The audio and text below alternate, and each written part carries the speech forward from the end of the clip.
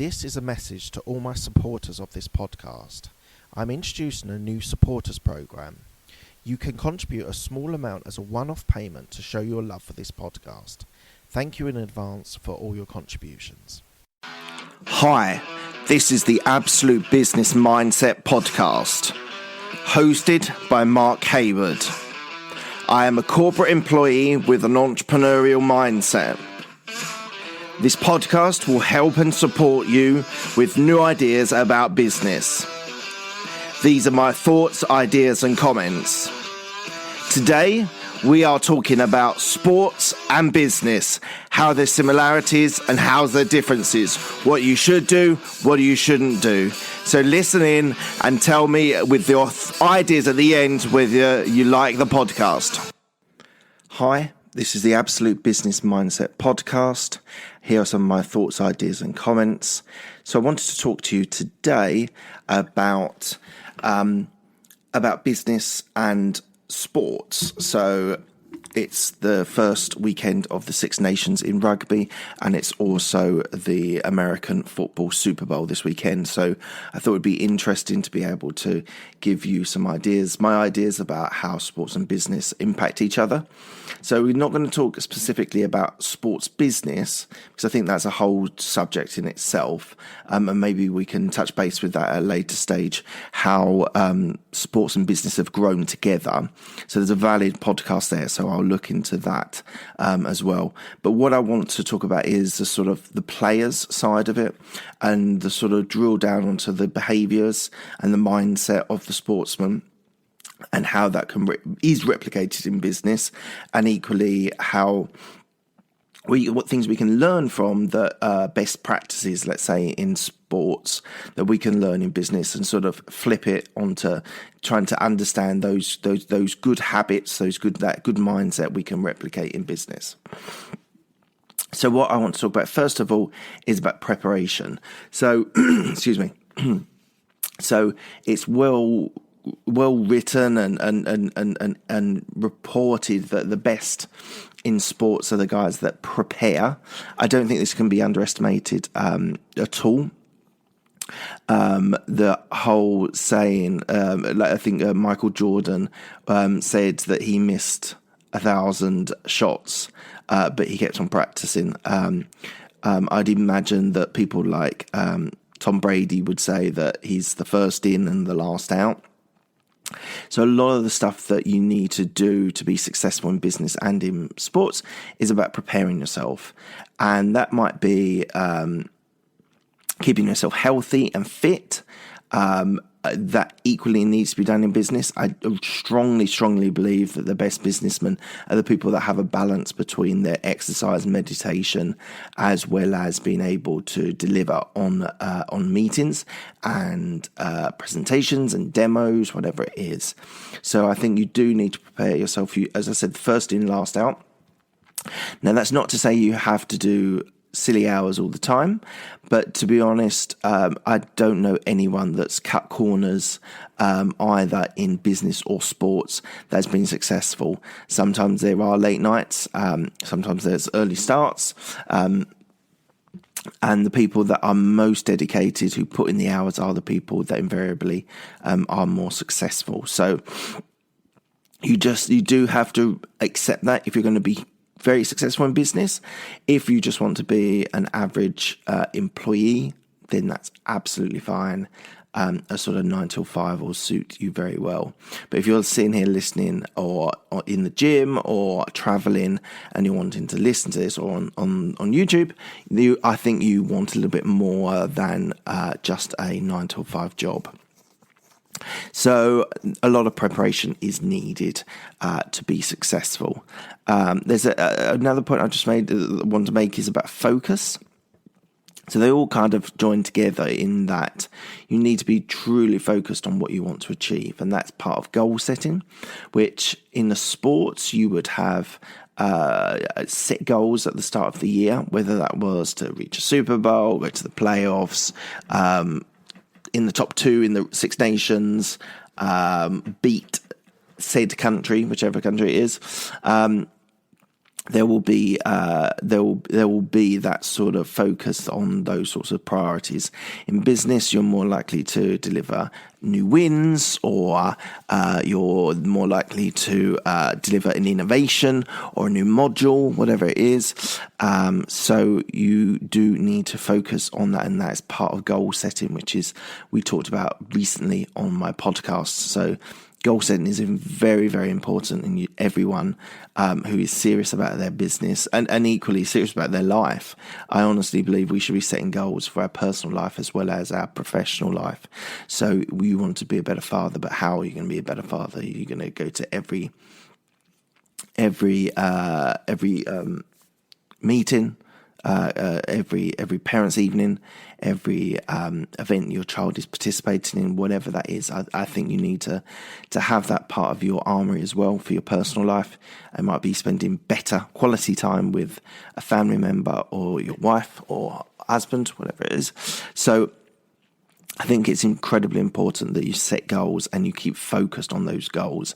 And every time you see yourself diverting away, catch yourself, bring yourself back onto track, and focus in on those things. Next point, which is kind of covered, but no harm in sort of bringing it out a little bit more, is dedication. So being dedicated to your job, there is a sort of, that's all to do with focus and preparation, but there's and being first in and last out, but equally there's a commitment in your mind for that career, that job. I think there's something slightly different about dedication to everything else we've talked about. You've got to be dedicated to your company that you're working for, whether that's your own company or whether that's a company that you work for. There are leaders all through business. They're not just at the CEO or partner level. So you need to be dedicated to that company. If not, then you should move on. And there are always other opportunities. So I would say that you need to make sure that you're dedicated to the company that you're working for as well. It will bring a lot of happiness and a lot of joy if you have that sort of dedication. Right, next point I want to talk to you about is there are always managers, there's always CEOs, there's always players, there's always employees. A lot of the sort of business structure that's now in sports, a lot of the structure that's now in sports is based on business, because a lot of businessmen came in and wanted to run their sports franchises and clubs and like a business. So a lot of the American football teams are franchises, and they have their owner, sort of CEO partner level, and then they've got various levels of management in between them and the players. So yeah, I think you kind of get your, you kind of, I think you don't need to go into too much more detail about that, but essentially there's always players, there's always employees, there's always managers, there's always people who sort of look after that team. They're not always called managers. It's a bit confusing. You would think managers are managing people, but sometimes we've said in the previous podcast, you can be managing projects, managing people, or managing clients. So not always managers mean managers. So for us in sports, I mean a manager to be someone who looks after their client, their company, their business, their team. So yeah. Equally, the next point I want to talk about is performances. So there are focal points in your year, whether that is delivering a project, whether it's delivering a demo, whether it's delivering, there's various other times. Recently, I just did a demo, all morning demo, which was a sort of focal point, a sort of performance period where sort of high stakes, high delivery, high success or failure equally are on the cards. So just as there's a Super Bowl, just as there's a Six Nations, there is also a demo or a presentation or an announcement of a report, whatever it is. So that's equally seen in the business world as well as in the sports world. Also, there is your manager. So we talked a little bit about the manager, and There's reviews. So as we have sort of focal points. There's also reviews at the end. So after you set your goals, both have reviews by their managers. In the company, it's very much on performance year, on moderation. There is that sort of in business as well. At the end of the season, there'll be some sort of review. One of the, just a not funny side note, but there's also in business, there's journeymen, which are people who've worked for many, many companies. There are stayers, people who will stay at that company for 20, 30, potentially 40 years. There are superstars and there are big sign-ins. All of those people exist in business on a lesser or more degree. There's people that have spent many, many years at the same company. That always happens. There are people that are the journeymen that have been to many different people, many different companies, sometimes a little bit too many, too often. I think that's in business, and I suppose in sports as well. But sports, I think it's a fair shout for everyone. You need to be able to spend time at a company developing yourself, and if you move too quickly, you shorten that investment in you. So I would say always there's journeymen. Superstars, well, I think everyone at a business has found people that are deemed superstars, who are the big performers, the big hitters. I think the people that are rising to the top and sort of seen as the future of the business are your sort of superstars, and they often deliver high reward. There's also that, and the big sign-in. So if someone leaves and you want to replace him with someone else or her, it doesn't have to be him, of course. Then equally, you need to pick up big sign-ins from other companies, other businesses. So the last point, last point I want to talk about is playbooks. So in American football, I know they've got lots of playbooks and lots of plays in a playbook that you've got for each franchise.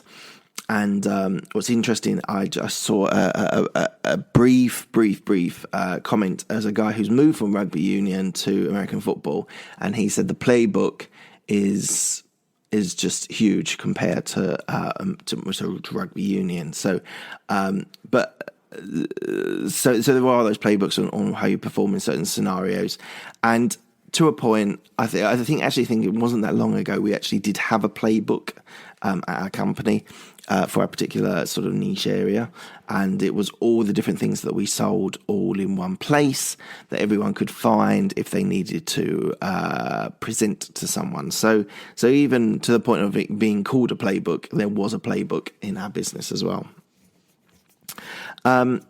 Something else I've put in, you need to be supported by your managers.